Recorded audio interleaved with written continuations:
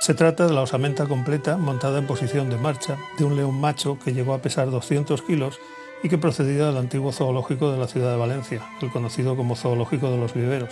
donde murió a los 14 años de edad. Su cadáver llegó al Departamento de Zoología de la Universidad, donde fue preparado por estudiantes y profesores para integrarlo en la actual colección osteológica de anatomía comparada, que cuenta en este momento con casi 1000 piezas. Independientemente de su interés estético y expositivo, y como elemento de comparación anatómica con otros esqueletos, esta pieza presenta el valor singular de conocerse con total precisión su historia, su, por así decirlo, trazabilidad. El animal nació el 12 de mayo de 1977 y junto a sus hermanos fue rechazado por su madre, que se negó a alimentarlo, por lo que fue incluido como solución de emergencia en una experiencia de impregnación en la que se utilizó como madre de sustitución una perra proporcionada por la Sociedad Protectora de Animales.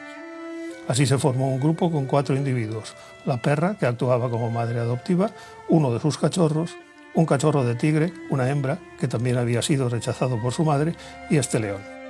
La diferencia de edad entre los 3 cachorros era tan poca, menos de una semana, que la impregnación fue un éxito y no se registró ningún comportamiento agresivo entre ellos. Solo a partir de los 4 años, y ante la gran diferencia de tamaño, la prudencia aconsejó separar a los perros de los 2 felinos, que vivieron juntos hasta su muerte.